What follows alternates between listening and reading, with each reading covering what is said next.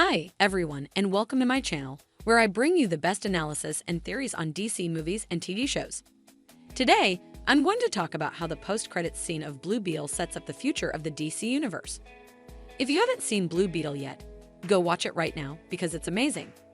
But if you have seen it, then you know that there are two post-credits scenes that tease some exciting possibilities for the next phase of the DCU.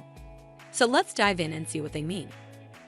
The first post-credits scene takes place in a secret lab, where we see Ted Kord, the second Blue Beetle and James Reyes' mentor in the movie, played by John Cena. Ted is working on a new project, which he calls Project Bumblebee. He reveals that he has been studying the Scarab, the alien device that gives James his powers, and has managed to replicate its technology. He shows off his prototype suit, which looks like a yellow version of James' suit, but with wings and stingers.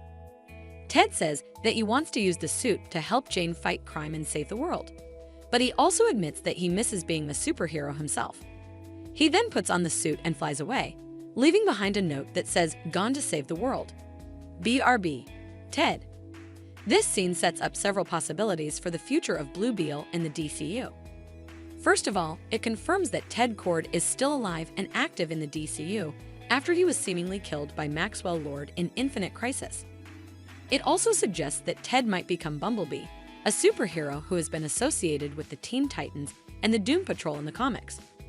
Bumblebee is usually portrayed as Karen Beecher, a female scientist who created her own suit of insect-themed armor. However, it is possible that Ted Kord could take on this role instead or share it with Karen in some way. Alternatively, Ted could become a new version of Blue Beetle himself or even join forces with James to form a team of Blue Beetles. But what does this mean for the DCU? Well, it could mean that we might see more of Ted Kord and his Bumblebee suit in future movies or TV shows.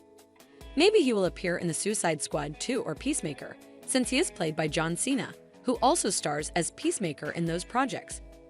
Maybe he will join or form a new team of superheroes, such as the Justice League International or the Booster Gold Corps. Maybe he will have his own solo movie or show, where he will face new threats and challenges. Or maybe he will just pop up here and there as a cameo or a supporting character. Whatever the case may be, Ted Kord's return as Bumblebee or Blue Beetle could open up a lot of opportunities for storytelling and world building in the DCU.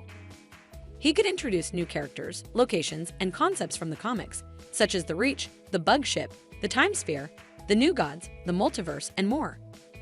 He could also connect with other existing characters and events in the DCU, such as Superman, Batman, Wonder Woman, The Flash, Aquaman, Shazam, Black Adam, the Suicide Squad, Peacemaker, the Batman Who Laughs, Darkseid's Invasion, and more. He could also provide some comic relief and humor to balance out the darker and grittier aspects of the DCU. The second post-credits scene is more of a joke than a tease.